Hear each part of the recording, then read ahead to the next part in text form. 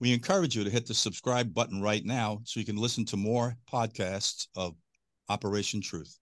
Ladies and gentlemen, we do want to hear from you, so we encourage you to email us directly at operationtruthofficial@gmail.com. I want you to know that your messages are likely to be heard, addressed, and listened to on air. Operation Truth, the show they don't want you to see. Now, here's your host, Lou. Hello, everyone. This is Lou Palumbo, and with me, as always, is Tom Fuentes, my co-host and former FBI director, assistant director, with quite an extensive career over 29 years. Before Tom left, he headed up the international operation for the FBI, which, to tell you, was quite a feat and lends itself to his level of talent and expertise. But without being Tom's PR guy today, I want to just remind everyone this is a podcast not about politics, but about the truth. And I do know there's some intersected, so I'm reminded by my co-host, Tom. I want to just say to you guys, the country's in dire straits. We're at crossroads right now. And how we look at things today is going to determine the future of our young people, our children. First thing I want to start out with today, and it's and I'm going to really have to defer to Tom on this because he's the historian in the family, is this failed foreign policy. Obviously, there's a problem with Iran, which Tom will speak to in a moment. My issues, to be very candid with you, are directed towards the Bush family, who I happen to be fond of. I like Herbert Walker Bush. I met him. I met George W. Bush. I liked him. Good guy. Bad policies, guys. You insinuated us into the Middle East, into a culture where there was a complete disconnect and lack of compatibility with our culture. But for the record, this foreign policy faux pas started way before that. And now I want to bring Tom in, and Tom will explain to you the history of this, which goes back to around the 70s. Am I correct in that statement, Tom? And will you continue? Okay, that's correct. And it goes back to when, we helped install the Shah of Iran. And he was a very brutal leader in that country. And a lot of people hated him and were against him and everything. And then in 1979, we have the students backed by the, staunch Islamist basically take over our embassy and hold our embassy employees hostage for over 400 days. And that starts us on the path to really hating Iran. Now, that was 1979. During the 1980s, we forget that Iran and Iraq fought a war against each other. They were using chemical weapons. They were using gas, anthrax, you name it, to try to kill each other off. That lasted till about 88 or so, when the UN helped intervene and basically say, you guys have to stop this shooting each other, killing each other, gassing each other, poisoning each other. And they did. So basically it was a stalemate, and Iraq and Iran basically stopped having this war with each other. Now then you have Saddam Hussein. And by the way, we're on the side of Iraq.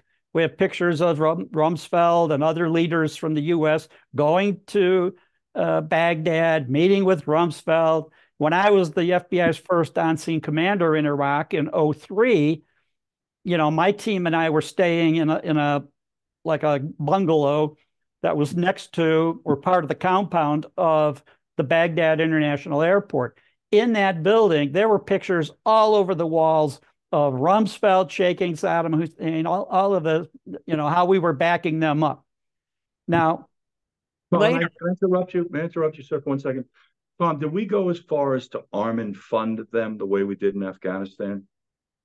Kind of, because when I was there and we went into the different, not just bunkers, but also you had large airplane hangars that were floor to ceiling, stacked up 3, 4, 5 levels high, of bombs that were made in the U.S., of rockets made in the U.S. that we had given Saddam Hussein. And they were still there. They were still in storage facilities in Iraq at the time. So meantime, Iraq, they fight that draw. They get to a draw with Iran, but we take Iraq's side because of the hostage thing in Tehran, that they had taken over our embassy, held our people hostage. All of that went on. So now Saddam Hussein gets the bold idea that he's going to invade Kuwait and go, because he thought they were cheating and stealing some of his oil in the southern part of Iraq and all that. So he invades Kuwait and obviously takes over the country, takes over their oil production. And several countries relied heavily on that oil, one of them being Japan.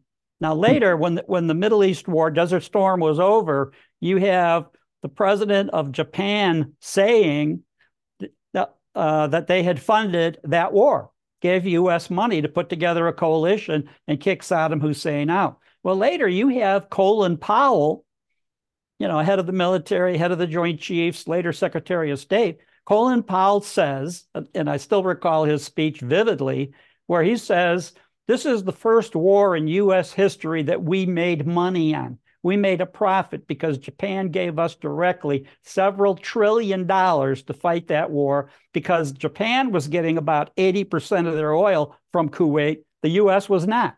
This is one of the advantages to oil independence, except when other countries that rely on that oil are about to go bankrupt and beg us to get involved to help them out. So that's what happens. We go into Kuwait and eliminate Saddam Hussein. Now, you recall, and this is the important part, Kuwait, Saddam Hussein's army, his tanks, are in a parade on the highway, leaving Kuwait, heading through, heading back to Iraq, basically. And they're on this highway, which was like a turkey shoot for U.S. jets. They're bombing and killing off these tanks. And President H.W. Bush calls it off, pisses off Schwarzkopf and the other military leaders. They wanted to finish the Iraqi army off. Well, H.W. Bush recognized, because he had been head of the CIA, he recognized that they needed that balance of power in the Middle East or Iran's going to take over. So he gets called, basically not too flattering names by our military leaders and later by his son, George W. Bush, that we shouldn't have done that. We should have wiped them out at the time and all of that. So meantime, we let most of Saddam Hussein's army get back to Iraq, where they can be at a stalemate with Iran, hold Iran at bay. So later, when Bush W decides to go into invading Iraq, and I remember a female reporter interviewing him on TV saying that your father's advisors, his security advisors like Brent Scowcroft, were saying, don't do that. Don't take out Saddam Hussein's military. Don't reduce their power, because you're giving Iran the full balance of power going to Iran. So the reporter asked... Let me interrupt, Tom, with a very important question for you. And isn't that what we're dealing with today with Iran's presence in Iraq? I know, I'm getting to that. Go ahead, buddy. Go. Be a little patient. I'm getting to that. Okay. So this reporter is interviewing W. Bush and asked him, well, did you just consult with your father or members of his security team like Brent Scowcroft and others who were saying out loud, do not invade Iraq? And his answer to that was, I consulted with my heavenly father. So therefore, he didn't care what his father thought or his father's advisors thought. He was listening to God directly. Somehow he had a direct connection to God. And so that's his heavenly father tells him, basically invade. Now, when 9/11 happens, prior to 9/11, Saddam Hussein hated Osama bin Laden. He let it be known in the country that no member of al-Qaeda can get safe haven in Iraq. He was going to keep them out and did for the most part. Well, meantime, Dick Cheney, Rumsfeld, the other neocons are convincing George W. Bush, the president, well, Iraq was a partner with bin Laden in 9/11. No, he wasn't. He was not a partner. But they spread that lie to make the public hate Iraq and justify part of the justification to go in, plus spreading the lie that he had nuclear weapons, chemical, biological, all these harmful programs, weapons of mass destruction Therefore, for the safety of the United States, we don't want the warning of Iraq to be a mushroom cloud. We got to go in and take this guy out. So we do. So in the spring of 03, right before that, but actually in February of 03, you have Colin Powell go, holding up little vials in front of the United Nations saying, this is anthrax and it can kill how many million people and all of that. And that's what Saddam was showing pictures of trucks where he claims that these weapons are on these trucks being moved around in Iraq. So they stir up this frenzy in the U.S. We've got to invade Iraq. We got to take out Saddam Hussein. He's evil, he's terrible, and all of that. So spring of 03, March of 03, we invade. Now, the problem with that is that we succeed. And within 6 months or so, we help the Iraqis.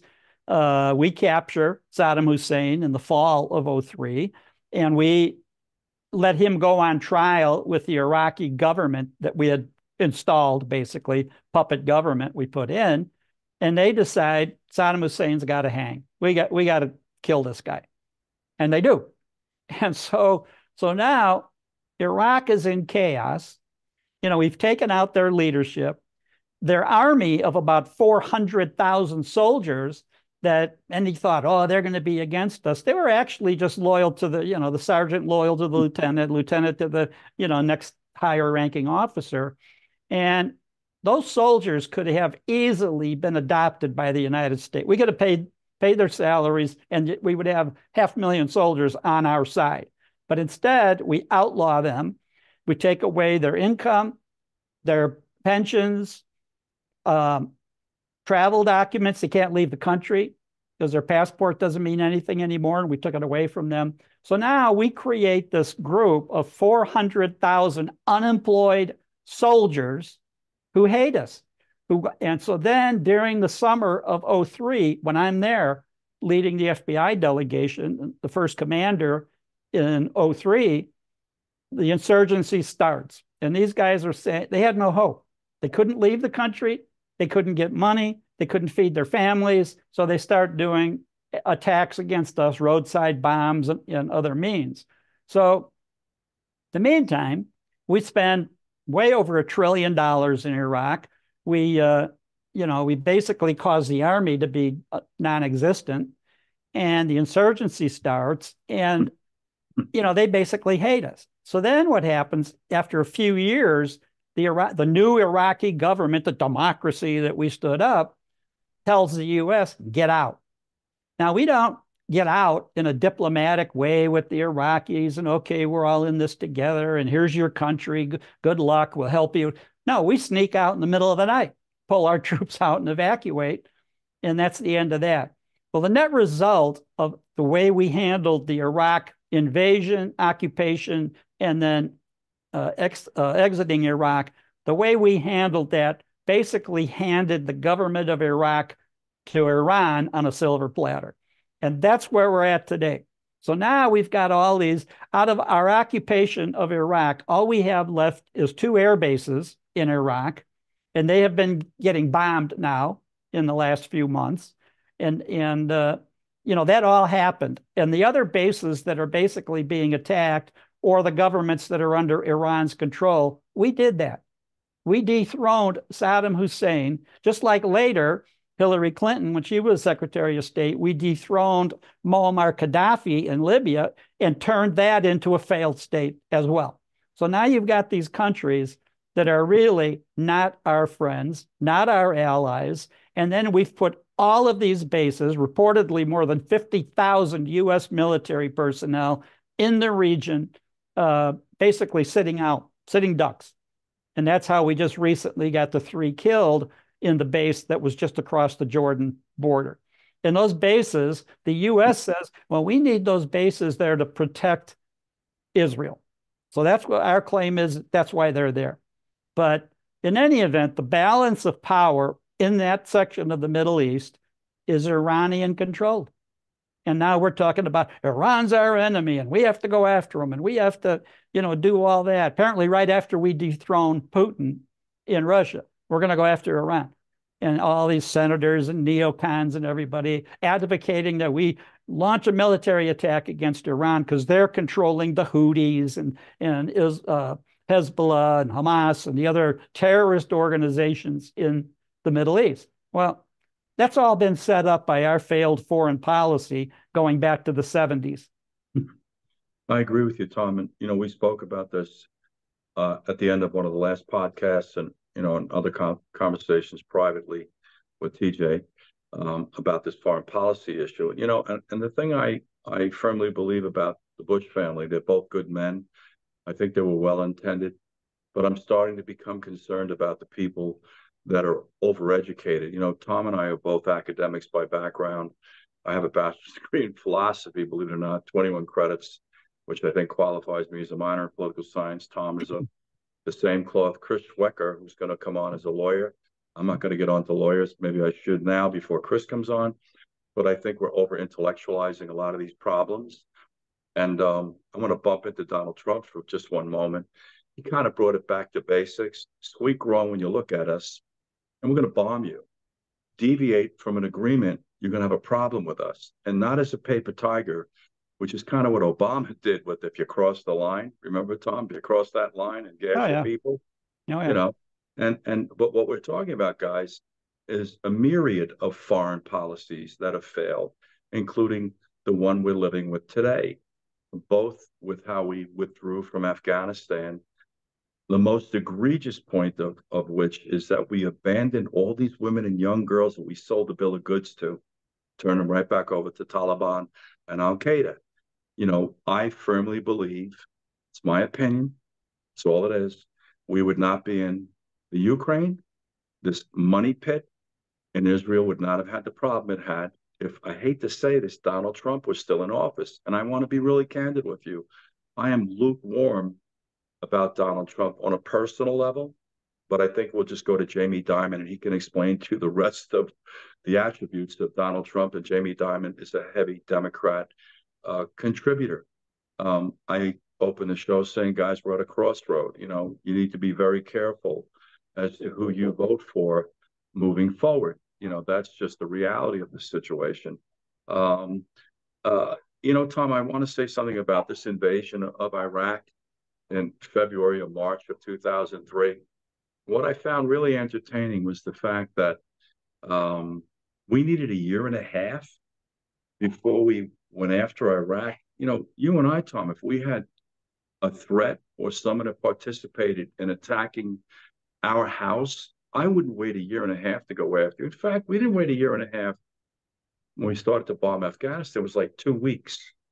You're telling me a year and a half later, you had the luxury of going? Yeah, they needed time, Lou, to spread the lie that Saddam Hussein in Iraq worked with Al-Qaeda, supported bin Laden in the attack on 9/11. They had to sell that lie. And then, oh yeah, by the way, he's working on nuclear weapons, chemical weapons, biological weapons. So we had our neocons, Dick Cheney, Rumsfeld, and the others had to sell that pretty much to the public, to the media, to everybody. So George W. Bush could do the attack and have it be justified. Now, the other issue, here's an aside from my personal experience there. We were supposed to actually invade Iraq in the fall of 2002. And Colin Powell helped convince W. Bush, wait a minute, let me do a presentation to the United Nations and sell the idea that we needed to go in, hold the vial up and show pictures of trucks and weaponry. And so we did not invade in October, November 2002. We hold off. So Colin Powell makes the speech, which helps rile people up. Look at him. And you've got George Tenet sitting behind him, the head of the CIA, trying to add authenticity to everything that Colin Powell is saying about the weapons program, weapons of mass destruction, chemicals, biological, nuclear, everything that he's saying and the administration is saying is helping rile up the public and get the media on their side to justify our invasion in Iraq. And so as a result, because they were selling it diplomatically, we held off for several months for the invasion until around March, late March, April, in that time frame. So Then you have us go in. You have George Bush, W. Bush flying onto the aircraft carrier, and the big sign in back of him on the side of the carrier saying, "Mission accomplished. Our coalition has, taken over Iraq and taken Saddam Hussein out of power. We're so proud we did all that." Well, what people forget is that we end up delaying the invasion of Iraq for several months. And our military, many of our troops are stationed in Kuwait, many in Hungary and other countries in Europe, waiting to go in. And because of that delay, when we finally go in, I'm there from the first week of July until late September. When I get there, almost all of the infrastructure has been taken out. So there's no electricity. The only people that have electricity are us, the military and civilians that had all of these, power grids and everything brought in on trucks. So, but the rest of the country, no electricity, no gasoline, no air conditioning. Now, I know they say, well, the temperature in the summertime is 120. We had 3 giant thermometers that we had hung on the wall.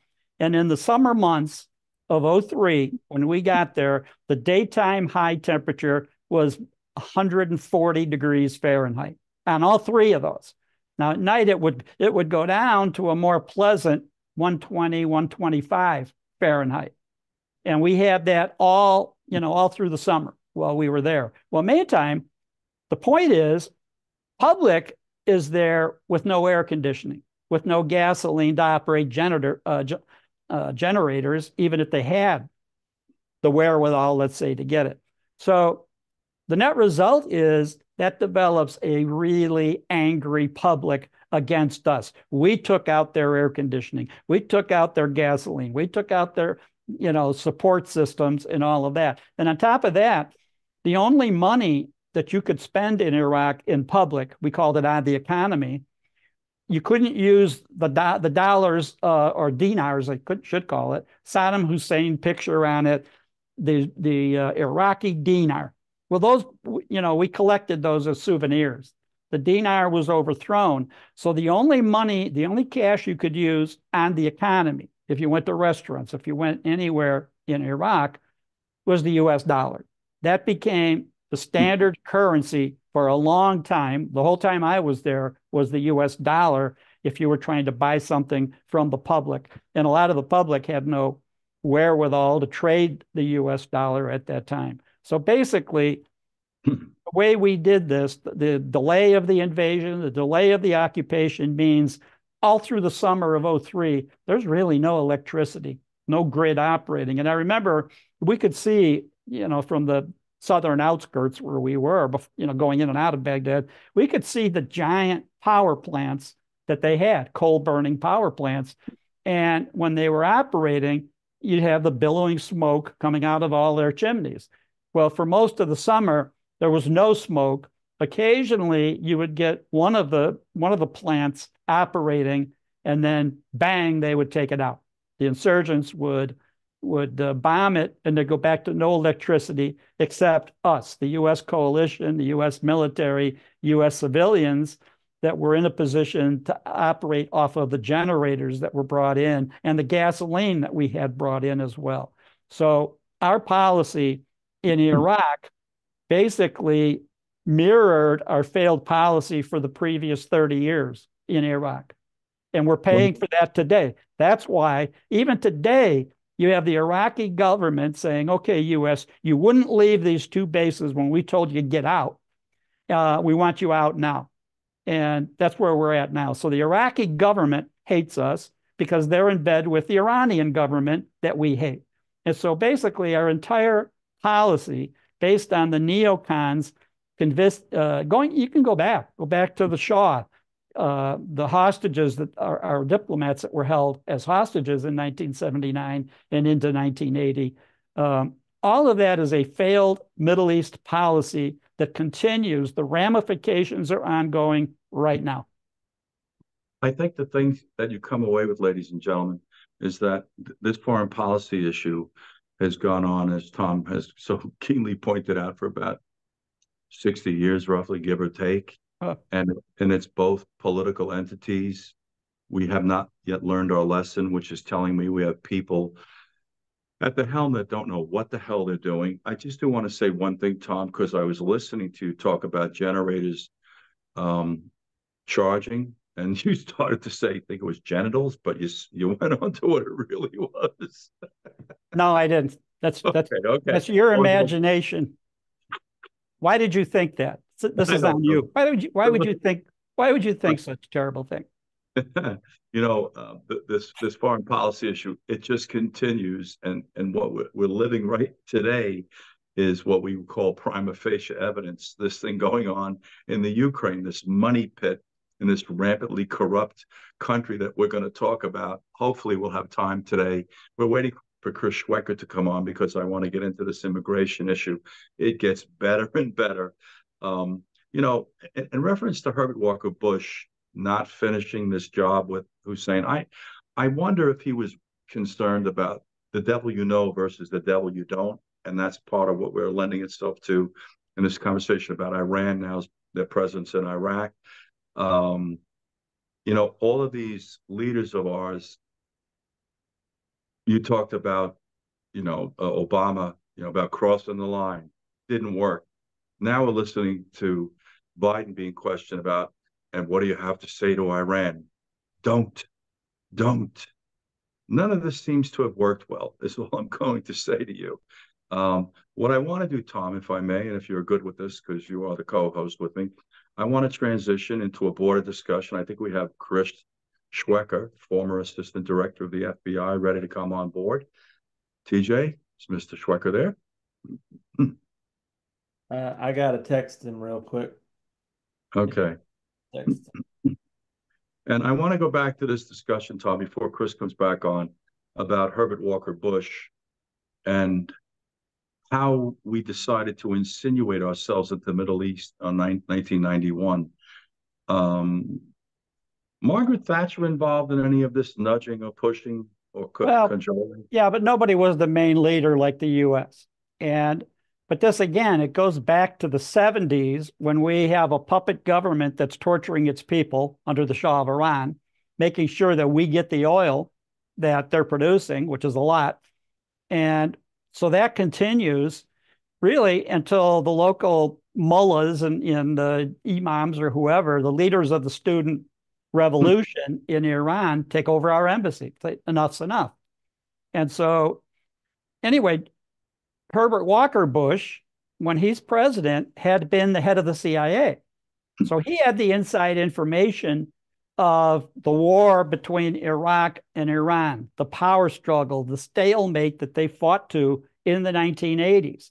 So by the 1990, when Saddam Hussein goes into Kuwait, and we're ready to start Desert Storm and put a coalition together, because that takeover basically, hurt the oil distribution coming out of the Persian Gulf. And that was the reason why so many countries signed on. The U.S. had the weaponry. We had the sophisticated Air Force and Navy and Army and all of that. These other countries didn't have that, particularly Japan. Now, remember that at the end of World War II, when we took over and occupied Japan for several years, they were forbidden from developing a nuclear weapon, which they were perfectly capable of, as we did. They were forbidden from having an army and a navy. They were only allowed to have a coast guard protect their coastline. So Japan did not have the military capability to go into the Persian Gulf, go into the Red Sea, and keep the lines of oil open. So that's when they come to us and say, look, basically, since World War II, you've not let us have a military. We can't protect ourselves. We can't do anything about this, but we're not able to get oil. And, the U.S. didn't need it. We didn't get hardly any oil from Kuwait. We were producing enough of our own. As Trump said many times, energy independent. That's where some of this comes in. We weren't dependent on Kuwait or these other countries for our oil, but Japan was.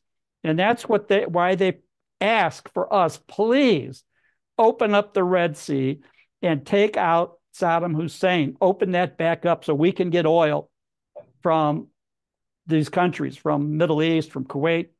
And they were, I think at the time, getting something like 80% of their oil from Kuwait. And here Saddam Hussein takes over. So they're begging us, and they tell Colin Powell, we'll pay.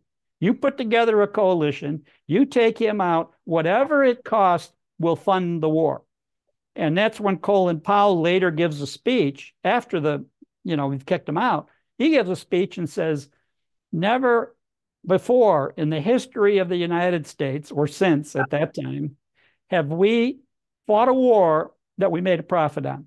Japan paid us more than we spent in evicting Iraqi military out of Kuwait.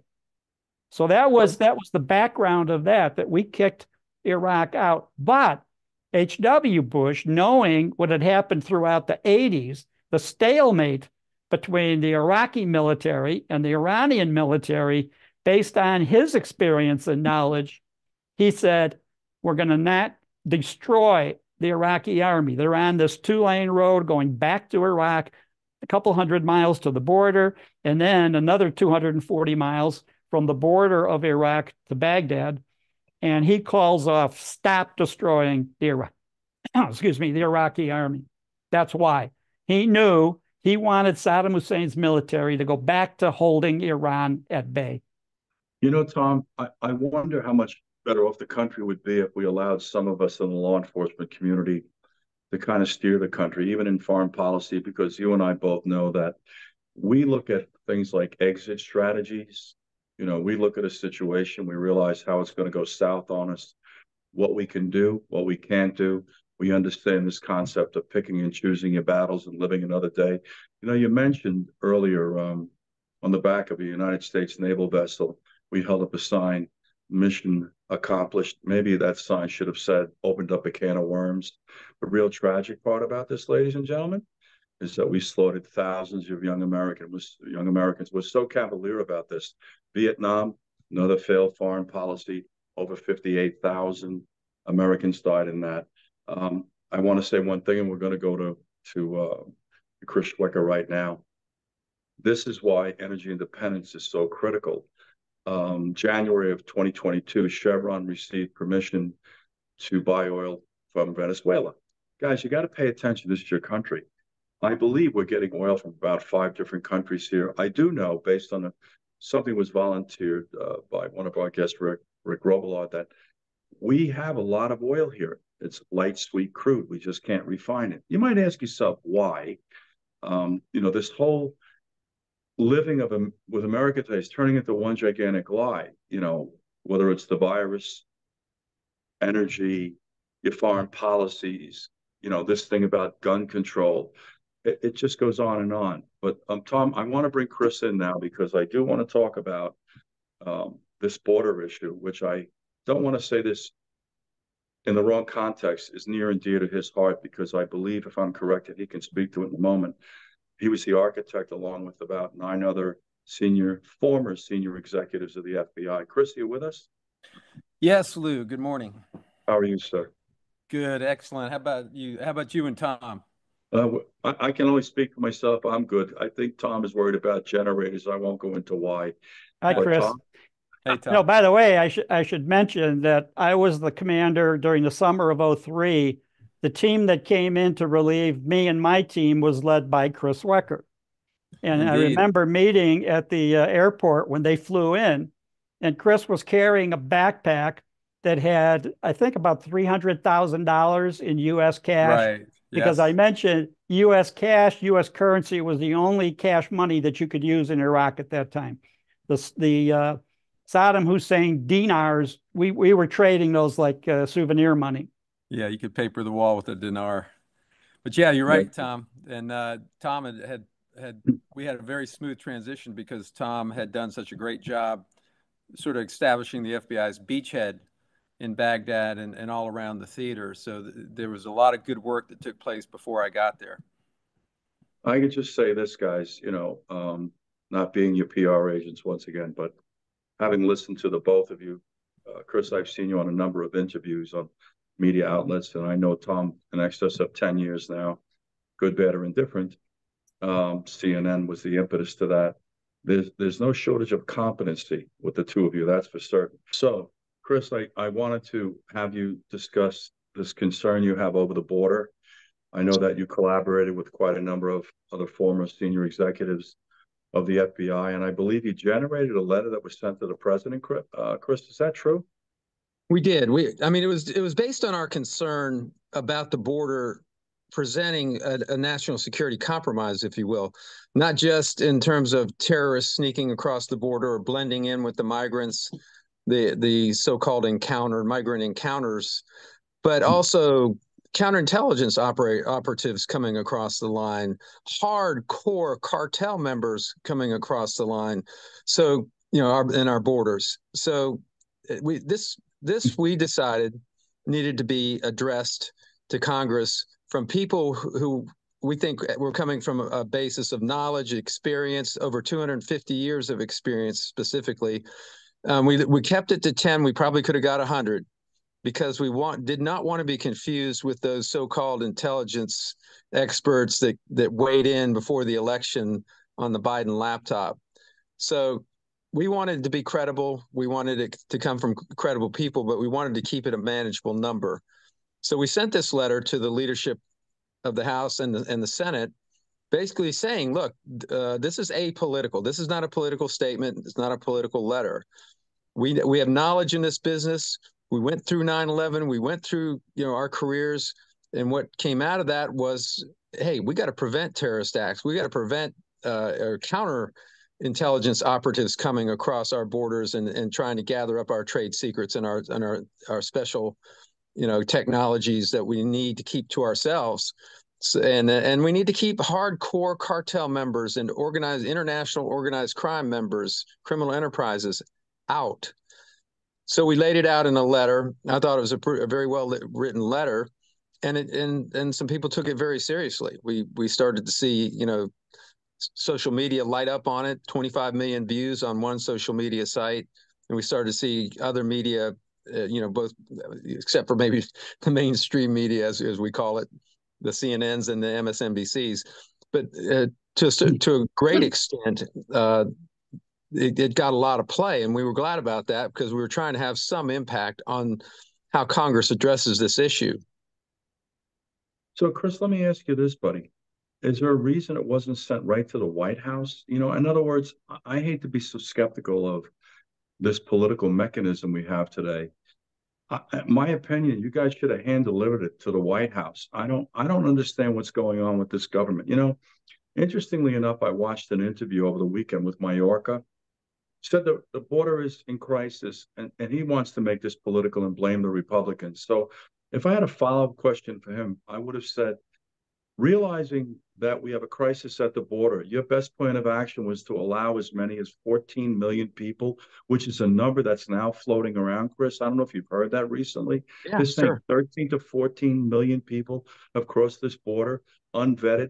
The part that alarms you the most, Chris, is the American public are sitting on their hands here. And Tom and I talk about states of mind or conditions of being, complacent, indifferent, confused, dazed, helpless, hopeless. What has to happen, do you think, before we get the attention of the public in an overall sense? I mean, do we need another terrorist act on the scale of 9/11? Yeah, so to address the first question, the reason we didn't take it to the White House, you mentioned confused and dazed. And we all know that sort of describes the White House. And it was dead on arrival. We knew nothing would come of that. That would have been an exercise in futility. The administration is the problem, and they have their own political agenda, I believe, as to why they've opened up the border since Joe Biden took office, and they're not going to take any steps to change that. And I believe they're selling. To address your second question, what's it going to take? They have anesthetized about pretty close to half our population, our voting population, to think that it's all about immigration reform, that the immigration system is broken. That's not the case. The case is that we're not enforcing the laws and and invoking the resources that we have to address the issue. We've basically provided incentives for people to come across our border illegally, and we've removed the disincentives for them to come across illegally. And in doing so, we've created this crisis that we're looking at right now. I mean, Alejandro Mayorkas is just following the administration policy. He's being a good soldier. You know, this is a long-term strategy to bring in somewhere between 10 and 13 million and probably more illegal migrants who will become voters under immigration reform eventually. That's their end game. This is not out of compassion. This is not out of,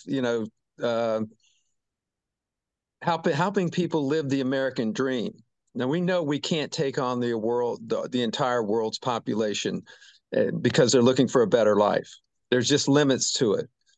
But the way that this administration has done it has totally compromised every security measure we've taken after 9/11 to, as Tom will recognize this term, prevent the next terrorist attack. Not solve it after it happens, but prevent it.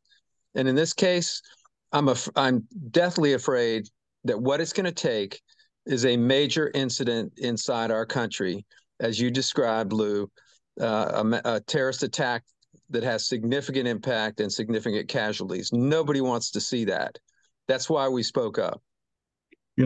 Chris, I've said numerous times on this podcast, and I've done my own research. At the inception of the country, the population was about 2.5 million. I don't think the founding fathers could have ever foreseen we'd be pushing in excess of 360 million. It's not 335 million based on the census. I want to reassure everyone. But where did we ever adopt this notion that the founding fathers could foresee allowing every country on the planet to gravitate towards us and not understand the problems we might inherit, some of which you're alluding to today? For God's sakes, we can't get along with 5 different neighbors on a block. We're commingling. I did the security, Chris, for the United Nations World Peace Summit in New York City at the UN. Okay, I had them in a hotel, the Waldorf Astoria. We were involved in a transportation from the Waldorf to the UN, at which point we passed them off and then, moved them back and forth and coordinated their activities in the Waldorf, the Grand Ballroom, etc. 194 religious leaders and their delegations, ladies and gentlemen. So are we subscribing to the notion that we are prepared to allow anybody on the planet to come here and everybody's going to be happy? We're going to be able to entertain their ethnic, religious, cultural, lifestyle differences? Where did this come from, guys? And I know Tom and Rick Robillard don't agree with me. We've overpopulated this country. We're starting to push towards India, for God's sake. What's the break point? But most importantly, there's nothing more important than our safety, Chris, because the rest of these issues, you won't have a country to worry about abortion or gun control or any of these other issues like how much food costs. Food supply will probably be interrupted. There's nothing more important than safety and how it translates to our populace as a whole, and in particular, our young people. I know this show Tom and I are doing, and we want to include you more. I know you're an attorney and you're busy, is about the future of this country and our young people. What a disservice. But what really strikes me, Chris, is how they lack morality in addressing these issues. Are they not witnessing what's going on in our major cities, Chris? New York, Chicago, Denver, inundated was the term they used. Now we're displacing minorities in Boston to accommodate the illegals. We're putting migrants in these housing complexes in Maine. By the way, we don't even talk about the northern border. Am I right, Chris? We're really focused on the southern border. What are the numbers with the northern border? What are the numbers that involve people who overstay their visas, which is normally the majority of people that violate our immigration laws? You see the direction I'm going with this conversation? Where's the morality? Where's the conscience with these people leading this country? Well, there is none. They're willing to live with the compromise to our security, knowing full well, just as one indicator, the number of known terrorists on the terrorist watch list or people on the terrorist watch list who have been identified and detained. God knows how many slip by without them knowing in the group of so-called gotaways. So they're willing to live with the compromise of our national security.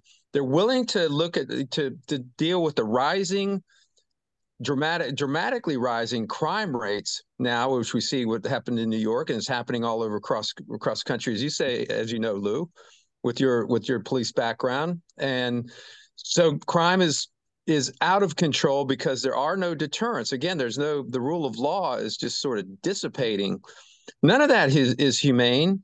None of this, encouraging people to make that trip across the border, that dangerous trip all the way up from South America, bringing children through, risking that they're going to get taxed by the cartels, that children are being used as cover to get across the border. These terrible things that are attendant to open, disorderly borders. They're willing to put up with that, again, for the sake of what they're calling immigration reform, none of which is reform. There's a crass Machiavellian political agenda behind these open borders.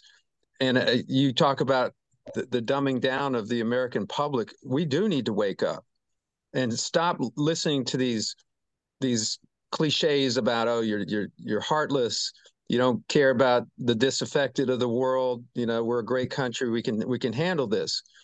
We can handle this in an orderly way.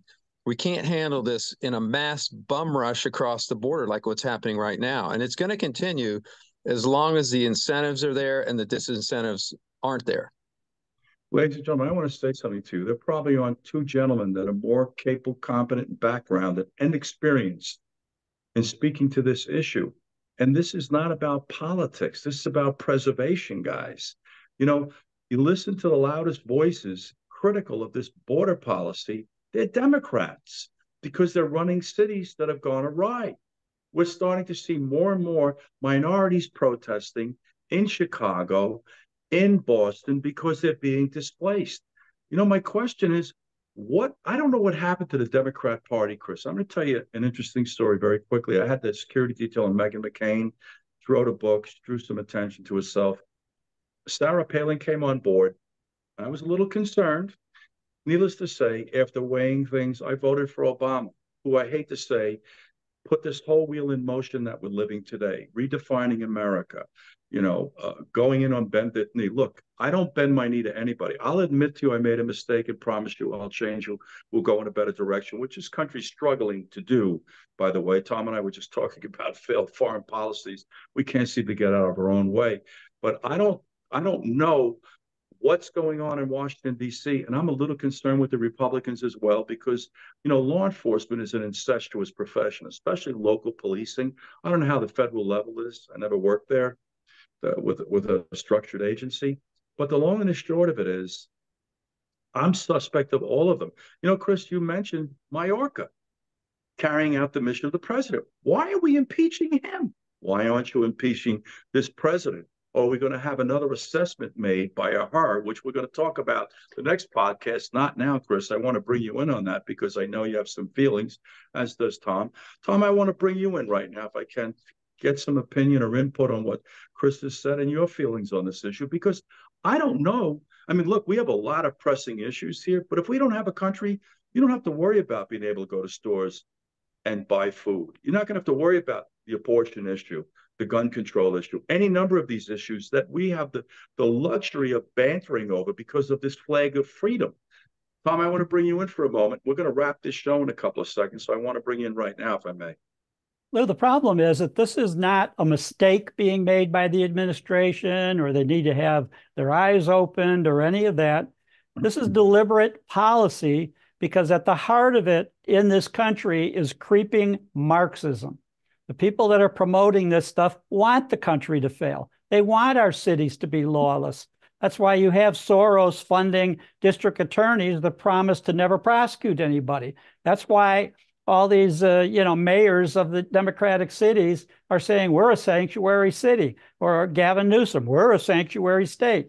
And that's because of the Marxist philosophies that they believe in. They're doing this on purpose. It's not a mistake. It's not an accident. It's not something that they didn't know would happen. They want this to happen. They want to bring down this country to their own philosophy. You see them working against families, working on our children, working on our schools from K through 12 through the universities.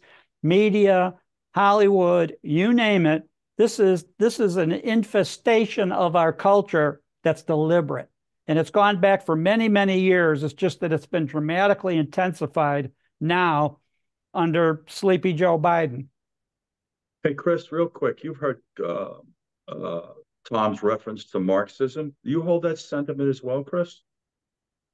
Yeah, I mean, I doubt they would call themselves Marxists. They may not know that they're Marxists, but their philosophies are socialist Marxist in their fundamental tenets. So I agree with Tom 100%. I mean, they want to, and I think Obama started this. They want to tear this country down and then rebuild it in their vision of things. In their vision of things, this is not a good country. It was founded by people that they would call racist white men.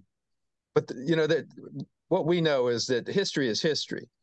And the development of society and man and women has followed a trajectory. And I think we're at a phase now where we could be beyond racism. We could be beyond all of these things that they think, oh, we're a terrible country. Because I have this is an example. I got 9 grandkids. They don't know a thing about racism. Their friends are their friends, black, white, or brown. And now they have these teachers in school hammering it into them that you're racist and that there's this thing called prejudice and you're guilty of it, and your ancestors and your parents are guilty of it. They wouldn't know anything about that unless it was taught in schools and sort of indoctrinated into them. And then Tom mentioned, or maybe you mentioned, the use of schools and universities and the mainstream media to hammer into people that we are really kind of fundamentally bad and we need to dramatically change the nature and character of this country. Nothing could be further from the truth. If we adhere to the fundamental tenets of our Constitution and the foundation of this country and improved on it, that's really what we ought to be striving for, is just constant improvement of what we do in this country. But we don't need to tear it down and reassemble it in the vision of, as Tom says, Marxism or socialism or Trotsky or whoever. The interesting thing about the country is, like most countries through the history of civilizations, we've made a lot of mistakes. Yeah. I don't have time. No Marxist government has ever succeeded on the face of this earth. Well, unfortunately, the people that are living, and this is what's so interesting, Tom, just if I may digress to your concern about safety. Everybody that's promoting this agenda at the border, the issues you highlight about safety, security, potential terrorism, agents, so on and so forth, do the Democrats think they're not going to be on the receiving end of this? Do you think if we have another terrorist incident like 9/11, there won't be Democrats killed? I mean, I don't understand what this thought process is, but unfortunately, guys, we're gonna wrap. I want to tell you something interesting, Chris. I may have told you. I was born in Brooklyn in Bedford-Stuyvesant. We were the only white family on the block. The only friends I had were black through a considerable amount of my childhood, and up to the point where I went to college. I just, like my mom, who ironically was a Southerner, she liked everybody. She took everybody on a one-to-one basis. What I don't understand is, what is the benefit in beleaguering all the mistakes that we made? Why don't we just acknowledge them and move forward? Because we don't have time for this, guys. There isn't much that means a lot in this country, in this world today. Your health is critical. Your children are of the primary importance, ladies and gentlemen. Your safety, your security. We're going to come right back to you. Another podcast. Chris is going to be with us still. Tom will be with us still. We're going to bump into this discussion about the special prosecutor, her. I want to talk about the media, which I never speak about them enough, because they're driving the message here. They're creating your optic and your narrative. I also want to talk about gun control and the importance of the Second Amendment. And I want you all to understand something. I don't like any tool whose design is to hurt other people, but you better get in the real world and understand what the founding fathers were trying to tell you, because you're living it today. Here, Israel, the Ukraine. We'll see you next time. Chris, thank you for joining us. Tom, thank you as always, sir, for your knowledge. Your history lessons are just invaluable. And we're going to see you next episode. By the way, you can reach us at operationtruthofficial@gmail.com. Thank you.